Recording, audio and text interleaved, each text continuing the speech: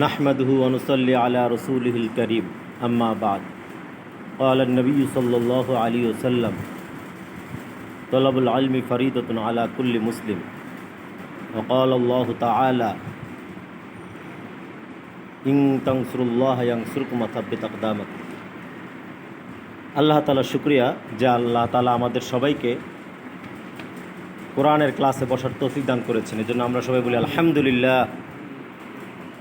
তো জোরে বলি আলহামদুলিল্লাহ। শুকরিয়া আল্লাহ তাআলাকে জোরে বলতে হয়। আমাদের ক্লাসে কয়েকটি পাঠে আমরা এই ক্লাসটি শেষ করব। প্রথম আমরা মশক করব শুদ্ধ উচ্চারণ।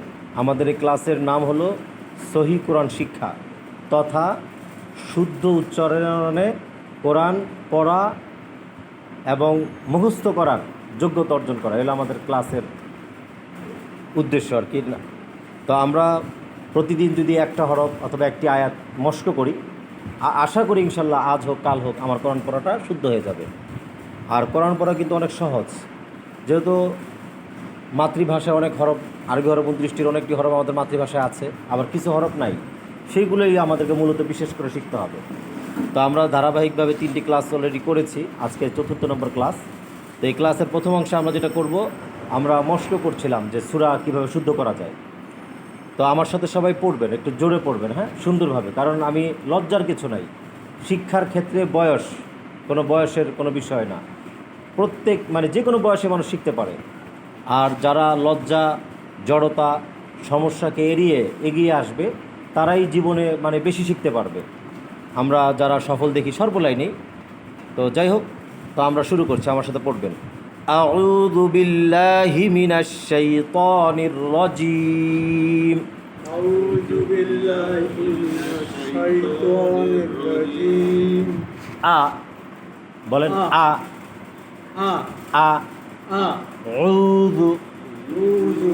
এখন যদি আমি বলি আউযু, তাহলে কিন্তু আমার একটা অক্ষর বাদ পড়ে যাচ্ছে। কেউ যদি বলে আউযু বিল্লাহি মিনাশ শাইতানির রাজীম, শুদ্ধ উচ্চারণ হলো না। শুদ্ধ উচ্চারণ কী হবে? সুন্দর তেলাওয়াতের কোনো, যার কণ্ঠ আল্লাহ তাআলা যাকে যেভাবে দিয়েছে সেভাবেই কিন্তু তার তেলাওয়াত হবে। সেটার জন্য আল্লাহ তাআলা আমাকে কখনো জিজ্ঞেস করবে না সুন্দর কণ্ঠে পড়লে না কেন, অত শুদ্ধ উচ্চারণে কেন পড়লাম না। এটা কিন্তু আমাদের জন্য ফরজ। এজন্য চেষ্টা করবো আমরা মনোযোগ দিয়ে। যে যত ভালো শুনবে সে তত ভালো বলতে পারবে, এবং আমার দিকে খেয়াল করতে হবে আমি কীভাবে উচ্চারণ করি। ঠিক আছে? আউযু বিল্লাহি মিনাশ শাইতানির রাজীম। আউযু বিল্লাহি মিনাশ শাইতানির রাজীম। আউযু, বলেন আমার সাথে। আউযু বিল্লাহি মিনাশ শাইতানির রাজীম। আউযু বিল্লাহি মিনাশ শাইতানির রাজীম। আউযু বিল্লাহি মিনাশ শাইতানির রাজীম। শাইতানির, বলেন। শাইতানির, শাইতানির, মুখ একবার সোজা। শাইতানির রাজীম। রাজীম। বিসমিল্লাহির রহমানির রহিম। বিসমিল্লাহির রহমানির রহিম। বিসমিল্লাহির রহমানির রহিম। বিসমিল্লাহির রহমানির রহিম। স্যার বলেন, জোরে বলেন। আলহামদু। আলহামদু। উচ্চারণ কিন্তু আমি মুখে না বললে হবে না, শুনে শুনে সারা জীবন যদি কেউ শুনে তাও হবে না, কিন্তু বলতে হবে। আলহামদু, আলহামদু, আলহামদু, আলহামদু, আলহামদু, আলহামদু, আলহামদুলিল্লাহি রাব্বিল আলামিন। আলহামদুলিল্লাহি রাব্বিল আলামিন। এই তো মাশাআল্লাহ হচ্ছে আস্তে আস্তে। আলহামদু, আলহামদু, আমি ভুল পড়ছি। আলহামদু, এটা হলো ভুল। এটা কি ভুল? আলহামদুলিল্লাহি রাব্বিল আলামিন, এটা হলো ভুল। এটা বাংলায় উচ্চারণ। বাংলা উচ্চারণ দিয়ে কোরআন শরীফ পড়া যাবে না, কোরআন শরীফ উচ্চারণ দিয়েই কোরআন শরীফ পড়তে হবে। আলহামদুলিল্লাহি, আলহামদুলিল্লাহি রাব্বিল আলামিন। রাব্বিল আলামিন। এই যে সূরা ফাতিহার যে প্রথম আয়াতটি পড়লাম, সেই আয়াতের সব 2টা হরফ ছাড়া সাধারণত সবগুলো হরফ বাংলায় আছে। একটা হলো হা আর একটা হলো কি আইন। যেমন আলহামদুলিল্লাহ রব্বিল আলামিন বাংলায় আছে না, সব বাংলায় পড়লাম, তো সবগুলো তো আমি অলরেডি পারি, শুধু দুইটা হরফ আমি পারি না, একটা হলো হা আর একটা হলো কি আইন। এই হার আইন যদি শুদ্ধ হয় তাহলে কিন্তু আমার এই আয়টা শুদ্ধ হয়ে যাচ্ছে। এখন হার আইন শুদ্ধ করব কিভাবে? এই জন্য মাখরাজ, প্রত্যেকটা হরফের উচ্চারণের স্থল কি এটা আমাকে বুঝতে হবে, বুঝে সেই অনুযায়ী প্র্যাকটিস করতে হবে, করলেই কিন্তু আমি পারবো। যেমন হা এবং আইন এর মাখরাজ হলো আমাদের যে কণ্ঠনালীটা আছে না, আমাদের গলা পুরোটা সিনার অংশের কাছে একটা হলো এটা কণ্ঠনালীর আমরা শুরু বলি, আর থুতনির নিচের অংশটাকে শেষ বলি, আর মাঝখানটাকে মাঝখান। এই জন্য আমি বলছি কণ্ঠনালীর মধ্যখান হইতে, সবাই বলেন কণ্ঠনালীর মধ্যখান হইতে আইন এবং হা উচ্চারিত হয়। কোথা থেকে এটা? কোন মধ্যখান থেকে। এখন আমি যে হা বলছি ওই হাটা কিন্তু কণ্ঠনালীর মধ্যখান থেকে হয়নি, সেটা হলো কণ্ঠনালীর শুরু থেকে হয়েছে। এই জন্য মাখরাজ আছে আরবিতে 17টি মাখরাজ। কয়টি মাখরাজ? 29টি হরফ সাধারণত 17টি জায়গা থেকে উচ্চারিত হয়, ঠিক আছে? তো এর মধ্যে যেমন 1 নম্বর মাখরাজ হলো হলকের শুরু, কণ্ঠনালীর সিনার অংশ শুরু থেকে হবে। যেমন হামজা হা, বলেন হামজা হা, হামজা হা, হামজা হা, না একবারে পুরো হা, সহজ হা বলেন হা, হা, হামজা হা, হা না কঠিন কষ্ট করে বলতে হবে না, একবার সহজ হা। হ্যাঁ বলেন হামজা হা। এই তো, হ্যাঁ আরো সহজ। যেমন আমরা বলি না হাসি খুশি, হাসপাতাল, হাই কি মানে কষ্ট করে বলা না ওই হা কষ্ট করে বলতে হবে। বললেই হবে। জি জি, হ্যাঁ? ওই হা সহজ, হামজা এটাকে আমরা ছোট হা বলি। হ্যাঁ বলেন হামজা হা, হা, হামজা হা, হা, এই তো হয়ে গেছে হামজা হা, হা, হামজা হা। হা। সহজটা শিখলে কঠিনটাও পারবো, কঠিনটা শিখলে এই যে সহজটা। এখানেই তো ইয়ে আছে, হামজা হা, সহজ জি, কবি আছে। এটা হলো আমাদের প্রথম মাখরাজ। 17টা মাখরাজের প্রথম মাখরাজ কি? হামজা হা। এটা উচ্চারণ হবে কোত্থেকে? কণ্ঠনালীর শুরু থেকে। তো সেই মাখরাজটা মানে হরফ দুটো লিখে দেখাই।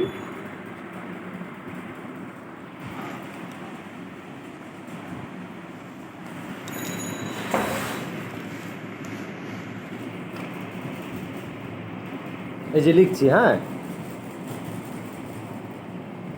হামজা, এই হরফটির নাম কি? হামজা, হামজা। আর হাটা কিরকম বুঝতে পেরেছেন? তো এই যে হাটা লিখেছি, হ্যাঁ সে হাটা কিন্তু যখন মানে আলাদা থাকবে, হরফগুলো কি থাকবে? আলাদা আলাদা, বিচ্ছিন্ন, তার চিত্র বা রূপ শরীর এরকম হবে। কিন্তু এই হাটা যখন অনেকগুলো হরফের সাথে মিলে আসবে তখন কিন্তু আবার ব্যস্কম হবে। জি, তাহলে হামজা হা, হামজা এবং কি প্রথম মাখরাজ। হাটা একটু সুন্দর করে লিখি, মোবাইলে লিখছি তো এই জন্য অনেক সুন্দর হচ্ছে না, অসুবিধা নেই। এলো হামজা হা। তো আল্লাহ শব্দ লিখি, আল্লাহ শব্দের মধ্যে একটা হা আছে।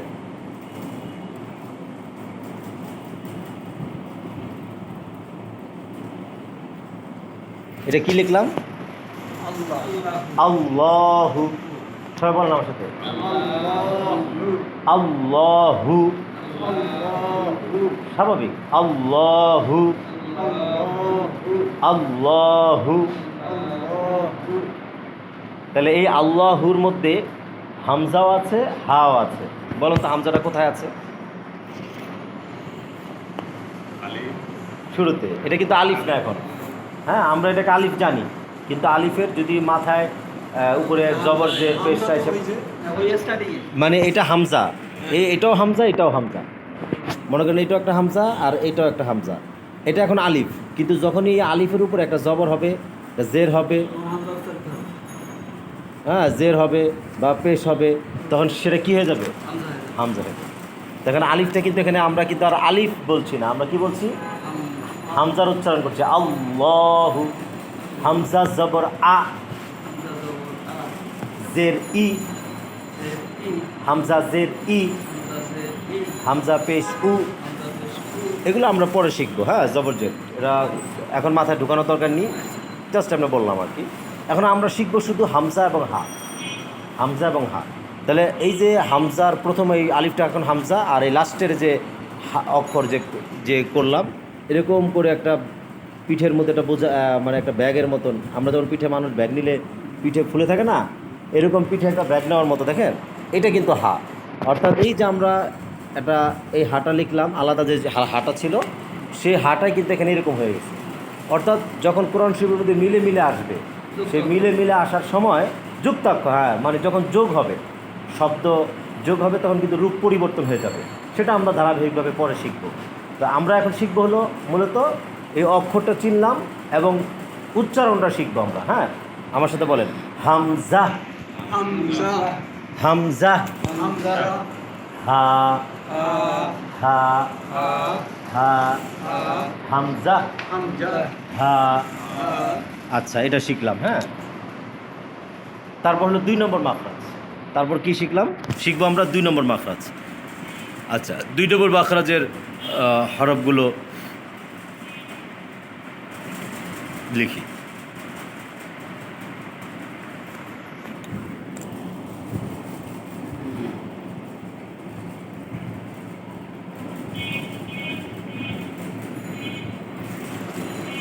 এটা লিখলাম কি?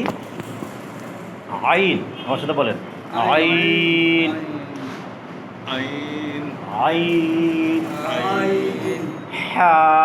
হা। আরবি 29টি হরফ শেখার 3টা সিরিয়াল আছে। কটা সিরিয়াল? 3টে।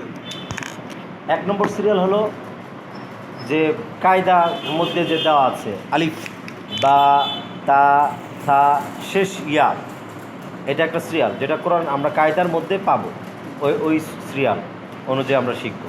তাহলে একটা সিরিয়াল। আরেকটা সিরিয়াল হলো মাখরাজ অনুযায়ী, মাখরাজ, মাখরাজ অনুযায়ী 17টা মাখরাজ। 1 নম্বর মাখরাজে যে হরফ থাকবে সেটাই শিখবো। এটা ওই 29টা হরফের যে কোনো জায়গা থেকে নিয়ে আসবো আমরা। যেমন প্রথম মাখরাজে নিয়ে আসলাম একবার শেষের হামজা, না মানে শেষের হামজা এবং হা। তাহলে হামজা এবং হা প্রথমে আমরা নিয়ে আসলাম। ওই সিরিয়ালটা হলো মাখরাজ অনুযায়ী এবং এই যে দ্বিতীয় নম্বরে লিখলাম আইন এবং হা, ঠিক আছে। এটা হলো এই সিরিয়াল অনুযায়ী। আবার আরেকটা সিরিয়াল আছে, সেটা আমাদের প্রথম ক্লাসে করিয়েছিলাম, আলিফ মিম তজ, অর্থাৎ আরবি হরফ লিখার সুবিধার্থে। আরবি হরফ কিসের সুবিধার্থে? লিখার সুবিধার্থে 8 ভাগ করা হয়েছে। কয় ভাগ করা হয়েছে? 8 ভাগ। মনে করেন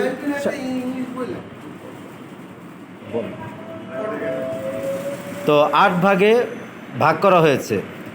তাহলে সেই 8 ভাগের প্রথম ভাগে আমরা শিখেছিলাম আলিফ মিম ত জ। সেখানে ওই সিরিয়ালটা করা হয়েছে কি কারণে? শারীরিক কাঠামোর কারণে। মনে করেন একটা আলিফ দিয়ে আমরা আরও 3টা অক্ষর লিখতে পারবো, কিছু বাড়ালে আর কিছু কমালে। তাহলে একই ধরনের কাঠামো, অনেকটা মিল আছে, এই কারণেই ওইভাবে 8 ভাগ করা হয়েছে। তো ওই 8 ভাগে যদি আমরা হরফগুলো লিখে শিখি, তাহলে আমাদের 29টা হরফ শেখা হয়ে যাবে তাড়াতাড়ি। আর মাখরাজ অনুযায়ী যখন আমরা শিখবো, তখন আমাদের উচ্চারণ ঠিক হবে। মাখরাজ আমরা আমাদের উচ্চারণ ঠিক করব। আর লিখার সুবিধার্থে যে 8 ভাগ করা হয়েছে, সেখানে আমরা কি শিখবো? হরফ চিনব, মানে যেন মনে থাকে আমাদের হরফগুলো। তো এই 2 তর্জে বা 2 ভাগে আজকে যেমন মাখরাজ নিয়ে পড়াচ্ছি, এটা বেশি করে পড়ালাম। আরেক ক্লাসে যখন আমরা লিখার সুবিধার্থে পড়াবো, ওই সিরিয়ালে আমরা পড়াবো। আবার যখন আমরা কায়দায় চলে যাবো, ডাইরেক্ট কায়দার 29টি হরফের ধারাবাহিক অনুযায়ী আমরা শিখবো। ঠিক আছে না? আচ্ছা, বুঝতে পেরেছেন, মাশাআল্লাহ। তাহলে এখন কোরআন শরীফের মধ্যে আমাদের 29টি হরফের মধ্যে এই 2টা হরফই সবচেয়ে কঠিন।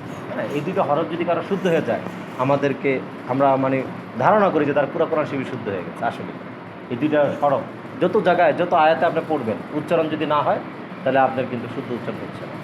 জি, আইন কোত্থেকে উচ্চারণ করছি? এই যে কণ্ঠনালীর মধ্যখান থেকে। দেখেছেন তো না? হাত দেন সবাই, একটু হাত দেন। হ্যাঁ, ওইটাই মাথা, এখানে হাত দেন। আইন, আইন, আইন, হা, হা, হা। জি, 100%-এর মধ্যে মনে করেন আমাদের একটা ক্লাসে আমরা 10% হইল অথবা 5% হইল, তাহলে কিন্তু আমরা 20টা ক্লাসের মধ্যে আমাদের হয়ে যাচ্ছে ইনশাআল্লাহ উচ্চারণ। হা, আইন। জি, একজন বলেন তো, জোরে বলেন, লাউড। হ্যাঁ, তারপর জি। আইন হা হ্যাঁ, চেষ্টা করছি এটাই। হ্যাঁ, আইন হা মাশাআল্লাহ, কিছুটা হয়েছে, আগের ক্লাস থেকে কিছুটা হয়ে গেছে, আলহামদুলিল্লাহ, হয়ে যাবে। আইন আইন হা হা হা আইন। আইন আমি কিভাবে উচ্চারণ করছি হরফটি? আমি গলার ঠিক ওই মাঝখানটা চাপ দিচ্ছি। আমি নিজে নিজে গলার মধ্যে কি দিচ্ছি? চাপ দিচ্ছি। যেমন দেখেন না, ওই যে যখন চরকি ঘুরায় আওয়াজ হয় না, মানে পিষার, মানে পিষলে আওয়াজ হয়। আবার গাড়ি যখন ব্রেক করে, তো ব্রেকে কিন্তু চাকাকে চাপ দিয়ে ধরে, তখন কিন্তু আওয়াজ করে, অনেক গাড়ি আওয়াজ করে না। তো এখন কথা হলো যে আমাদের ওই জায়গাটাকে ঠিক এভাবে চাপ দিতে হবে, চাপ দিলেই এই চাপ থেকে আওয়াজটা এভাবে বের হবে। আইন হা হা আইন হা আইন হা হা আইন হা। আলহামদুলিল্লাহি রাব্বিল আলামিন। রব্বিল, বাংলায় লেখা আছে রাব্বিল, আমরা রাব্বিল বলবো না, আমরা রাব্বিল বলবো না, আমরা কি বলবো? রব্বিল, রব্বিল, র জবর র, র র জবর রানা, কি ন? রানা, তাহলে রাব্বিল না। হ্যাঁ, বাংলায় লেখে রাব্বিল, কিন্তু আমরা কি বলবো? রব্বিল, রব্বিল আলামিন।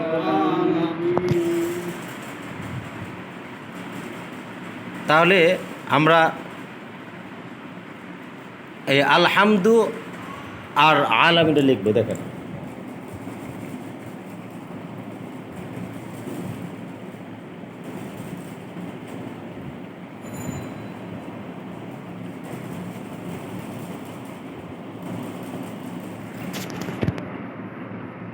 আমরা যে হা একটু আগে দেখেছিলাম না, এই যে এরকম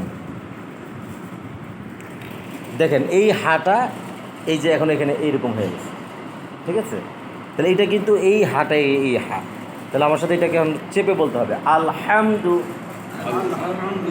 আলহামদু, আলহামদু, আলহামদুলিল্লাহি রাব্বিল আলামিন। রব্বিল, পরিষ্কার, রব্বিল আলামিন। আলহামদুলিল্লাহি রাব্বিল আলামিন।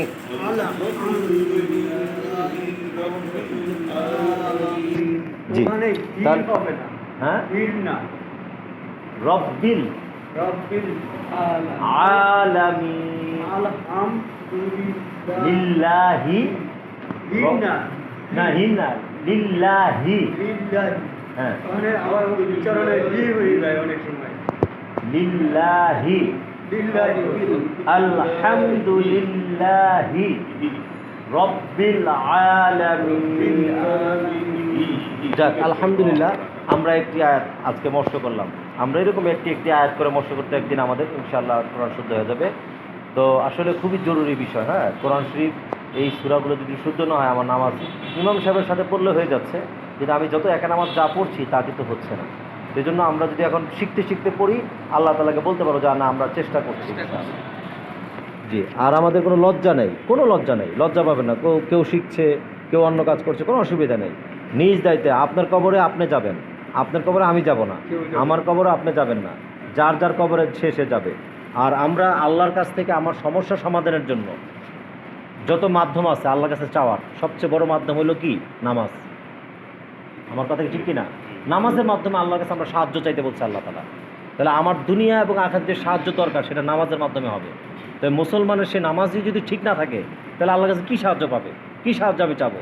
তাহলে আমার প্রয়োজন, আমার চাকরি দরকার ভালো, আমার ভালো এই পড়াশোনার রেজাল্ট দরকার, আমার বাবা মার বিপদের, মা অসুস্থ, আমার বউ, আমি অসুস্থ, আমার ওয়াইফ অসুস্থ, তাদের সুস্থতার জন্য দোয়া দরকার। মানে যত কিছু আমি চাই আল্লাহর কাছ থেকে, হ্যাঁ, সমস্যা সমাধান চাই, সব আমরা নামাজের মাধ্যমে আল্লাহর কাছে চাইলে আল্লাহ সহজ করে দিবে। তো এখন আমাদের এই নামাজটা যদি ঠিক হয়ে যায়, তাহলে আল্লাহর সাথে তার বান্দার আমার সাথে আমার আল্লাহর সম্পর্ক ভালো হয়ে যাবে ইনশাআল্লাহ। এই জন্য লজ্জা পাবো না, আমরা আরও আমাদের দিনী ভাইদেরকে দাওয়াত দিয়ে নিয়ে আসবো, বরং তাদেরকে তশকিল করব। তাশকিল মানে উদ্বুদ্ধ করব, ভাই কোরআনটা শিখেন। রসুল্লাহ সাল্লাল্লাহু আলাইহি সাল্লাম মানুষের কাছে কাছে দুয়ারে দুয়ারে গিয়ে এই কোরআন তেলাওয়াত করেছেন। হ্যাঁ, আমরা তো মক্কার ঘটনা জানি, আবু জেহেল সমস্যা তৈরি করেছে, বা সেখানে বখাটে ছেলেদেরকে পাঠিয়ে দিয়েছে যে যেন কোরআন শরীফ তেলাওয়াত কেউ শুনতে না পারে। তো এই কোরআন তেলাওয়াত করেছে, এই কোরআন তেলাওয়াত রসুলের সর্বপ্রথম ওহিও ছিল ইকরা বিসমি রাব্বিকাল্লাযী খালাক, কোরআনের আয়াত। তো এই জন্য যাই হোক, এই পড়া আমাদের অনেক গুরুত্বপূর্ণ, আমরা কাউকে লজ্জা করবো না। হ্যাঁ, আমাদের লজ্জা জড়তা ছেড়ে দিয়ে আমরা কোরআন শিখবো। আমার কোরআন শুদ্ধ হয়ে গেল যে ইনশাআল্লাহ আমাদের সব হয়ে যাবে ইনশাআল্লাহ। আউযু বিল্লাহি মিনাশ শাইতানির রাজিম। যেমন আউজু বলেছে, এখানে বাংলা উচ্চারণ কোনোদিনও হবে না। এই যে আউজু বলেছে, এখন সবাই আউজু রস্যউর উচ্চারণ করে পড়ছে, কিন্তু রস্যউ দিয়ে আইনটাকে পুরো পরিবর্তন হয়ে গেছে। হ্যাঁ, অন্য অক্ষরে চলে আসছে। বিসমিল্লাহি এখন এই আইনটা লিখতে পারবে না, না বাংলায় তো আইন নাই। এখন বাংলা যদি আইন না থাকে আপনি কীভাবে লিখবেন? ওই হরফই তো নাই। এই জন্য কেউ মানে এটা কমা দিয়ে বোঝানোর চেষ্টা করে, আবার কেউ ডাইরেক্ট রস্যও লিখেছে, উচিত না। এই জন্য অনেক ওলামা ইকরাম বলেছেন কোরআন শরীফের উচ্চারণ লেখা নিষেধ কোনো ভাষায়, পৃথিবীর কোনো ভাষায় কোরআন শরীফের উচ্চারণ না লেখাটাই ভালো, কারণ তাহলে সে বুঝতেছে না।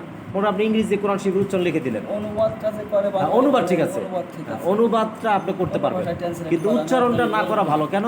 উচ্চারণটা দিয়ে সবাই ভুল শিখে মনে করে যে আমি কোরআন পড়তে পারছি, হেল্প হচ্ছে, কিন্তু কথা হলো যে আপনার যে কয়েকটা অক্ষরের, এই জন্য এটা আমাদেরকে প্র্যাকটিক্যালি শিখতে হবে। এটা একমাত্র শিকার পথ ও পাথেও কি একবারে প্র্যাকটিক্যাল।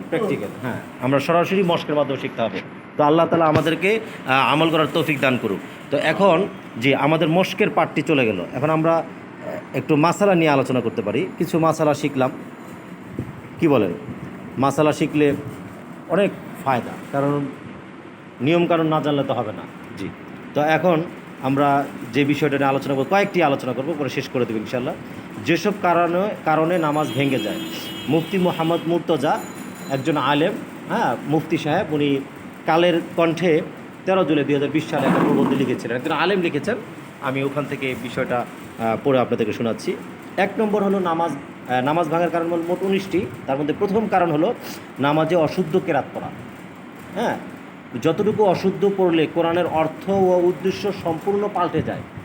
হ্যাঁ, এক্ষেত্রে অবশ্যই নামাজ আবার পড়তে হবে। এখন এই মাসালাটা একটু গবেষণা করি। মাসালাটা কোথায় আছে? মাসালাটা আছে এই ফতোয়া স্বামীতে আছে, তারপর হিন্দিয়াতে আছে, ফতোয়ায় ফকিহুল মিল্লাত। উনি আরেকজন বড় আলেম, ওনার মাদ্রাসায় যত প্রশ্ন উত্তর করা হয়েছে, মানে যত প্রশ্ন মানুষ করেছে আর যত প্রশ্ন লেখা হয়েছে উত্তর, এটা দিয়ে একটা বড় কিতাব বানায় ফেলছে।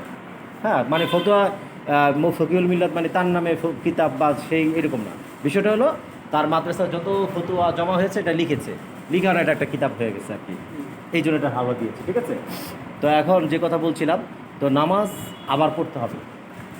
এখন আমি মনে করেন 2 রাকাত ফরজের নামাজ আমি দাঁড়িয়ে পড়লাম, কি বললাম? আলহামদুলিল্লাহ রাব্বিল আলামিন। আর আমি যেই উচ্চারণ করেছি সে আমার অর্থটা মানে বিকৃত হয়ে গেছে। যেমন আলহামদুলিল্লাহি রাব্বিল আলামিন, এই আলম মানি হলো সারা পৃথিবী মানে জগৎ। আলম এক বচন, আলামিন বহু বচন। আর আরেকটা আছে আলামুন, সেটা মানে হলো যন্ত্রণা। আলামিন মানে তাহলে যন্ত্রণাদায়ক বহু বচন হয়ে যায়। এখন আমি বলছি যে সমস্ত প্রশংসা ওই আল্লাহ তাআলার জন্য, যিনি সারা পৃথিবীর পালনকর্তা। কিন্তু এখন অর্থ হয়ে যাবে যে আমি ওই প্রশংসা করছি ওই আল্লাহর জন্য, যিনি সারা যন্ত্রণাদায়কের পালনকর্তা। অর্থটা বিকৃত হয়ে গেল না? আল্লাহ যা বোঝাতে চেয়েছেন তা বিকৃত হয়ে গেছে, তাহলে আমার নামাজটা ভেঙে গেছে। এখন কথাটা সত্যি হলো, মানে আমাদের কষ্ট লাগতে পারে, কারণ আমাদের কোরআন শরীফ যতদিন আমরা নামাজ পড়ছি, এই যে ফজরের নামাজ পড়েছি, জোহরের নামাজ পড়েছি, আসর পড়েছি, তাহলে আমার নামাজটা কী হয়ে গেছে? আবার দৌড়াইতে হবে। মাসালা হলো আমার নামাজ কী করতে হবে? যেহেতু ভেঙে গেছে, আমার নামাজ হয় নাই, তাহলে আমাদের কোনো নামাজ যদি আমরা না পড়ি তাহলে কী করতে হয় বলেন তো? কাজা করতে হয়। কী করতে হয়? কাজা পড়তে হয়। যেন আমি জোহরের ফজর নামাজ পড়তে পারিনি, তাহলে এখন আমার জিম্মায় কিন্তু এটা কাজা ওয়াজিব হয়ে আছে, এটা আমাকে আরেকবার পড়ে দিতে হবে।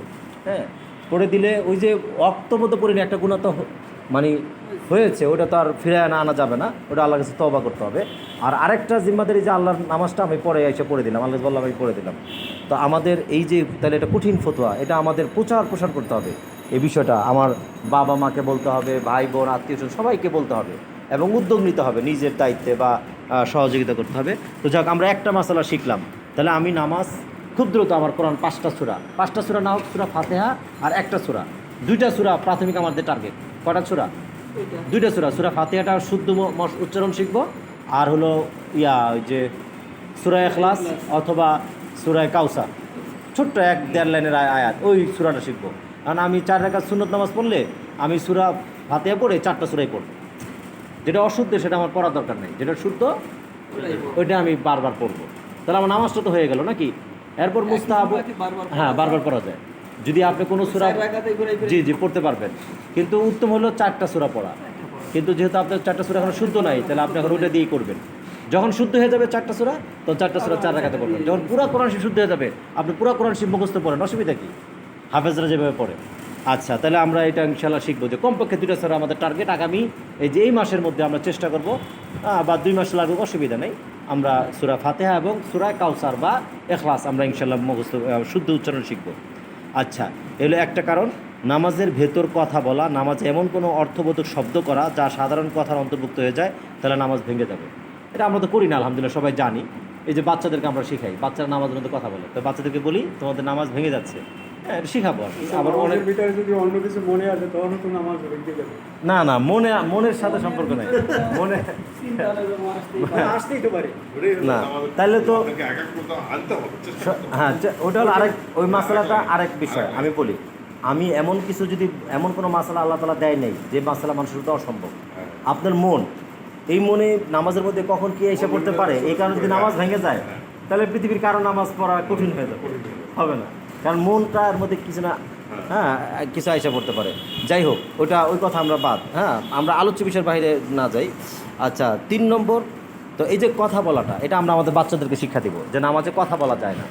অনেক সময় এক মানুষ, মানে একটা ভিডিও দেখেছি অনেকদিন আগে, মসজিদে নামাজ পড়তেছে, হঠাৎ তার মোবাইলে কল আসছে, সে কথা বলা শুরু করছে, নামাজের মধ্যে কথা বললে আবার পকেটে ফেলতেছে। তো এখন হলো কোন মাযহাব কী অনুযায়ী আমি জানি না, আল্লাহ মাহবুদ মাফ করুক। তো নামাজ মধ্যে এই যে বাহারুর আয়াত ফতোয়া শামির মধ্যে আছে, নামাজের মধ্যে কথা বলা যাবে না, এমন কোনো শব্দ উচ্চারণ করা যাবে না যে শব্দটা মানুষকে কথা মনে করে, হ্যাঁ এটা করা যাবে না। 3 নম্বর, নামাজরত অবস্থায় কোনো লোককে সালাম দেওয়া যাবে না। এখন হঠাৎ আপনি নামাজের মধ্যে দাঁড়ায় আছেন, মানে আপনার আব্বা এসে পড়ছে, হ্যাঁ বা আমার কোনো মুরব্বী আসছে, এমন কোনো মেহমান আসছে যে আনন্দের সাথে মানে আসসালামু আলাইকুম করে যেটা হয়ে যেতে পারে, কিন্তু এখন এটা হয়ে গেলে কিন্তু নামাজ যে হবে না এটা জানা থাকতে হবে না। এই যে হঠাৎ কাউকে সালাম দিয়ে দিছি, অথবা সে বলছে আসসালামু আলাইকুম, না আমি সাথে সাথে বলেছি ওয়ালাইকুম সালাম, তো এখন এই যে নামাজের মধ্যে সালাম উত্তর দিছি, তাহলে কী হয়ে গেল, নামাজটা ভেঙে গেল, আবার নতুন করে পড়তে হবে। আচ্ছা, কারো সালামের উত্তর দাও, এটা 4 নম্বর। সালাম দিলেও নামাজ ভেঙে যাবে, আবার সালামের উত্তর দিলেও ভেঙে যাবে। সালাম দিলে নিলে ঠিক আছে। তারপর হলো ব্যথা কিংবা দুঃখে শব্দ করা। আমাদের জ্বর, অসুস্থ, যে কোনো অসুস্থ হলে কিন্তু নামাজ মাফ নাই, নামাজ পড়তেই হবে। তো এখন নামাজের মধ্যে আপনার মানে শুরু অনেক ব্যথা, কিন্তু ব্যথা নিয়ে আপনি নামাজ পড়ছেন, কিন্তু নামাজের মধ্যে আপনার জি, কিন্তু নামাজের মধ্যে আপনি শব্দ করছেন এরকম শব্দ যদি করেন, তাহলে কিন্তু নামাজ ভেঙে যাবে। এটা করা যাবে না, যেভাবে হোক কন্ট্রোল করতে হবে, আমাদের এগিয়ে করতে হবে, কন্ট্রোল করে আমাকে পড়তে হবে, যে শব্দ বন্ধ নিশ্চিত করতে হবে। সেই ফতোয়াটা আছে আব্দুরুল মুখতার, হ্যাঁ আল বাহরুর রায়েক মারাকিল ফালা। আচ্ছা, বিনা কারণে কাশি দেওয়া, ফতোয়া স্বামীরা 6 নম্বর। বিনা কারণে কি করা, কাশি দেওয়া। একজন কাশছে, দেখা দিলে আরো বলা হ্যাঁ, শুরু হয়ে গেল। এই যে মসজিদে দেখা যায়, হ্যাঁ সে একজন কাশছে, অন্যরাও আবার কাশে। আবার কাশ। হ্যাঁ, এখন হলো আল্লাহর না, এটা জানা থাকতেই যদি আসেই তাহলে সেটা ঠিক আছে, হ্যাঁ কুদরতিভাবে যদি আসে, তাহলে সেটা নামাজ ভাঙবে না। হ্যাঁ। আর যদি আপনি ইচ্ছা করে একবার কুদরতিভাবে আসছে, পরের বার আপনি ইচ্ছা করে আরো গোলাপ মানে আরো ইচ্ছা করে আপনি দিলেন, কিন্তু নামাজটা ভেঙে যাবে। এজন্য আমরা বাংলার কথাই না বুঝে কেটা। জি, তাহলে 6 নম্বর আমরা শিখলাম। হ্যাঁ, 6 নম্বর শিখলাম হলো নামাজের মধ্যে কাশি দেওয়া যাবে না ইচ্ছা করে, ঠিক আছে। আরেকটা শিখবো না, কিন্তু শেষ করে দেবো। আচ্ছা, আরেকটা শিখি 7 নম্বর, আমলে কাসির করা। কাসির শব্দ, এটা হলো আরবি শব্দ, এখানে বাংলায় কাসিরুন মানে বেশি, আমল মানে কাজ, আমলে কাসির করা মানে বেশি কাজ করা। নামাজের মধ্যে আপনি একটু চুলকালেন অল্পক্ষণ, এটা কোনো ব্যাপার না, ওটা সমস্যা নেই। ফিকাবিদরা আমলে কাসিরের সংজ্ঞা দিতে গিয়ে বিভিন্ন মতামত ব্যক্ত করেছেন। তার মধ্যে বিশুদ্ধ ও নির্ভরযোগ্য অভিমত হলো কোনো মুসল্লি এমন কাজে লিপ্ত হওয়া যার কারণে দূর থেকে তাকে কেউ দেখলে তার মনে প্রবল ধারণা জন্মাবে যে ওই ব্যক্তি নামাজরত নয়। এখন এই যে দেখেন, একটা ব্যক্তি মোবাইলে কল আসছে, বাইকের কথা বলতেছে, পাশের লোক দেখলে কি বলবে? সে নামাজ পড়ে না। হ্যাঁ, আবার কি করতেছেন? জামা ঝাড়তেছেন, অথবা পাটি ঝাড়তেছেন নামাজের মধ্যে, অথবা এই দুই হাত, নামাজের দুই হাত দিয়েই টুপি ঠিক করতেছেন, অথবা দুই হাত দিয়েই পুরা হাত খুলা জামা ঠিক করতেছেন, অথবা দুই হাত খুলে লুঙ্গি পরতেছি। এরকম অনেক কাজ হইতে পারে যে আমি দুই হাত দিয়েই। মনে করেন আমি জি আমার মাথার টুপিটা শেষদায় গিয়ে পুড়ে গেছে। জি এখন ওইটা তো ওই পরা অবস্থায় থাকবে নাকি? ওটা আর হাত দিয়ে লাগানো যাবে না? হ্যাঁ, পরা অবস্থায় থাকতে পারে। আর যদি আপনি এক হাত দিয়ে পরা অবস্থায় থাকতে পারে, অসুবিধা নেই। ওটার সময় যে লাগাইতে পারেন লাগাবেন। হ্যাঁ, আর যদি এক হাত দিয়ে অল্প সময়তে উঠায় ফেলা যায়, উঠায় ফেলবেন। না করাই ভালো। যেটা পড়ে গেছে টুপিটা এমনভাবে পরা উচিত যে পড়ে না যায়। ধাক্কা লেগে পড়ে গেছে। তো এখন কিন্তু দুই হাত দিয়ে যদি টুপি পরা শুরু করেন, দুই হাত দিয়ে টুপি পরা বা জায়গাটার সাথে জায়গা কম হলে লাগে। না, মানে লাগাবার কোনো নিয়ম নাই। নিয়ম নাই। আচ্ছা, এই বিষয়টা আমি পরে জানাবো। হ্যাঁ, এটা আমার একটু জানতে হবে যে টুপিটা পরে গেলে টুপিটা আবার উঠে পরা উত্তম না টুপিটা পরা থাকবে, সেটা আমি আরেকবার জেনে জানাবো। তো এখন আমরা এতটুকু জানলাম। কি জানলাম বলেন তো? যে এমন কোনো কাজ করা যে কাজটা অন্যজন দেখলে মনে করবে যে আমি নামাজ পড়ছি না। যে আপনি দুই হাত দিয়ে যদি একসাথে কাজ করতে থাকেন, অনেকক্ষণ করেন, তাহলে তোমার সাথে নামাজ পড়তে এটা কি নামাজ হয়? জি। তাহলে এই আমরা আজকে 19টা কারণের মধ্যে 7টা কারণ শিখলাম। আল্লাহ তাআলা আমাদেরকে আমল করার তৌফিক দান করুক। আসসালামু আলাইকুম ওয়া রাহমাতুল্লাহি ওয়া বারাকাতুহু।